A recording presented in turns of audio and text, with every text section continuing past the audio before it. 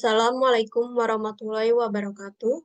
Saya Ira Dwi Agustin dengan NIM 2230602258. Di sini saya ingin memenuhi tugas akhir saya dari Ibu Dispa Lidian selaku dosen mikroekonomi Islam. Di sini saya akan menjawab pertanyaan dari soal yang diberikan, yaitu menjelaskan tentang kurva pergerakan harga dan pandangan Islam terhadap intervensi pasar. Kurva pergerakan harga. Dalam kurva pergerakan harga terdapat kurva permintaan yang ini ditandai dengan warna hitam, lalu di ujungnya ditandai dengan huruf D.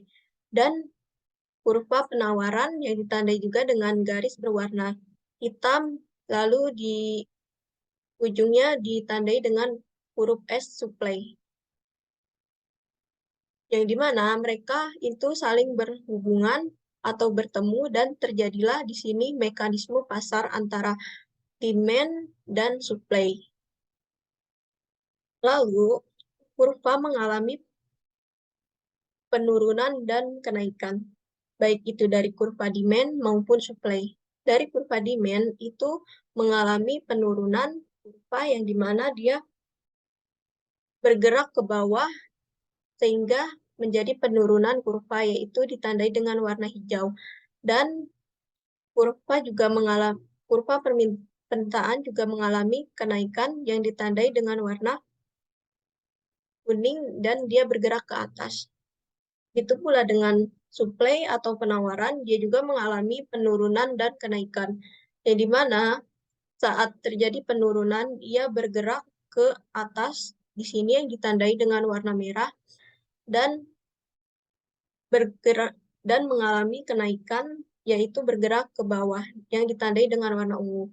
Dan ini terjadilah di sini sehingga mempengaruhi pergerakannya harga, seperti yang ditandai dengan titik-titik ini.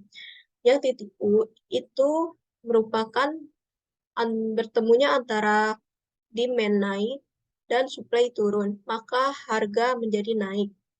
Begitu juga dengan titik V, yaitu demand-nya tetap dan supply-nya naik, maka harga menjadi turun. Dan titik W, yang dimana permintaannya turun dan penawarannya naik, maka harga menjadi turun.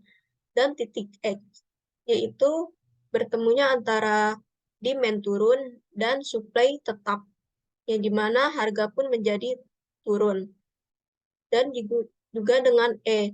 Titik E ini merupakan harga tetap antara demand dan supply, yang dimana ini menjadi harganya tetap, tidak naik ataupun tidak turun. Begitu juga dengan titik T, itu demand-nya itu naik dan supply-nya tetap, maka harga naik. Dan titik Y itu antara demand naik dan supply turun, maka harga menjadi tinggi atau naik. Seperti contoh dalam kasus saat COVID-19, yang dimana pemerintah mengimbau untuk masyarakat memakai masker, yang dimana saat itu tidak banyak orang yang menyetok untuk penyediaan masker, dan juga produsen tidak menyetok banyak, sehingga permintaan banyak, tetapi stok itu tidak banyak atau dikit, melebihi dari yang diminta, dan harga menjadi naik dengan tinggi. Dan begitu juga dengan titik R, yang dimana demand-nya tetap, tapi supply-nya itu turun, di mana harga menjadi naik. Dan titik Q itu menjadi bertemunya antara demand turun dan supply turun, maka harga menjadi turun. Mungkin itu penjelasan tentang kurva pergerakan harga, yang dimana mekanisme ini mempengaruhi juga dalam harga yang ditawarkan. Intervensi pasar. Pasar itu merupakan permintaan konsumen dan pasar adalah titik bertemunya permintaan atau konsumen dan penawaran produsen. Juga pasar memiliki peran menetapkan nilai, mengorganisasi produksi, mendistribusikan produksi, menyediakan kebutuhan barang dan jasa untuk saat ini maupun masa depan. Mekanisme pasar Islami dalam perspektif Islam, pelaku pasar harus bertindak sesuai dengan etika dan syariat Islam, melakukan pemenuhan kebutuhan Islam, serta memperhatikan kemanfaatannya untuk banyak orang. Jadi dalam perspektif Islam, mekanisme itu tidak hanya untuk memenuhi keuntungan dan kepuasan saja, tapi untuk kemanfaatannya juga atau kemaslahatan.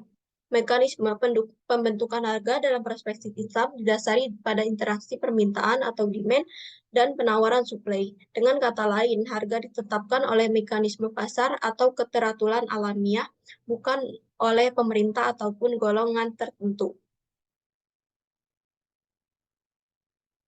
Intervensi pasar merupakan suatu tindakan pemerintah dalam mengatasi ketidakseimbangan yang terjadi di pasar. Juga intervensi pasar dalam Islam diperbolehkan jika disebabkan adanya perubahan pada demand dan supply.